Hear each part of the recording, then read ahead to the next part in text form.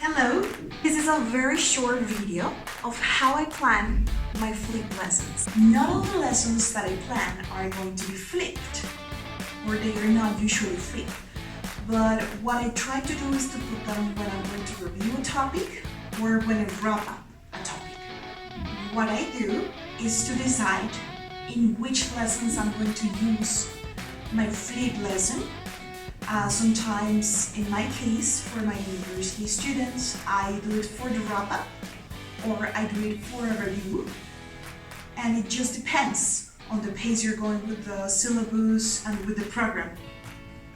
So make sure just to find out what is your pace.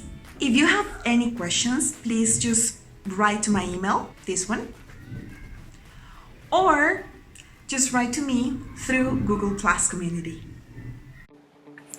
So when I start thinking about the flip lesson that I want to implement with my classroom, I really want to know and think thoroughly what is it gonna be for. Is it going to be for practicing any grammar topic? Is it going to be for them to develop or enhance any skill? What is it for? I also think about the type of production I want them to do during this class. By the end of my flip lesson, I want them to make a little presentation. I want them to make feedback.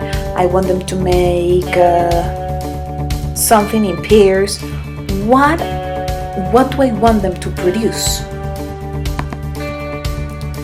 Sometimes we go ambitious and think about many goals for a flip lesson, but you need to keep in mind that the goals need to be very realistic. As I was telling you before, sometimes I just pick up a flip lesson or I prepare a flip lesson for my students to review a topic or to master a topic or grammar topic or skill. So you need to be very focused on what they want to produce and what they can achieve.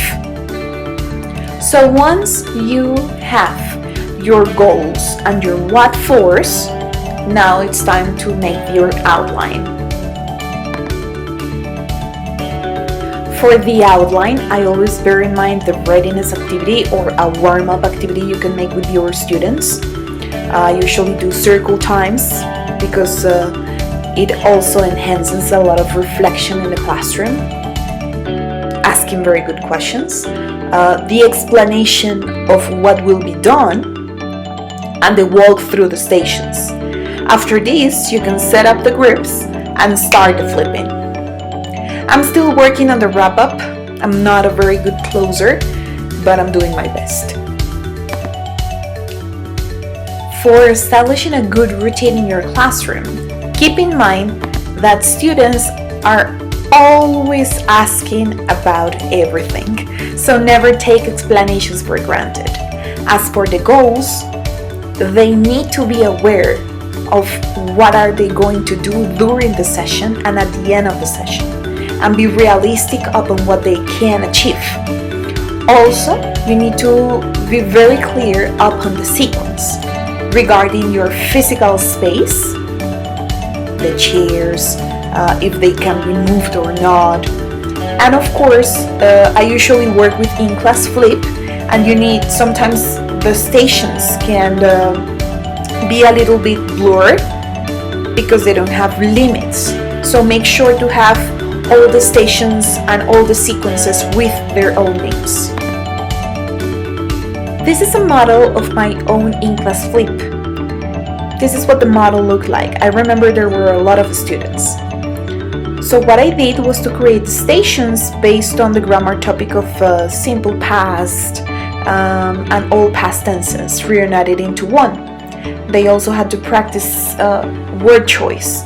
So what I did was to create a station based on a video. Those were flip stations because they have to watch the video and then discuss about it. And then they went on to a practice station where they had to see vocabulary, yes, and discuss some vocabulary related to love.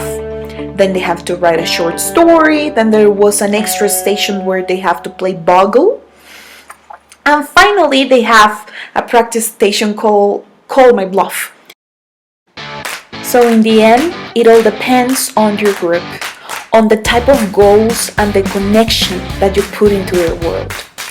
Keep on planning, give your best, and always bear in mind the students. Well, thanks for watching and stay tuned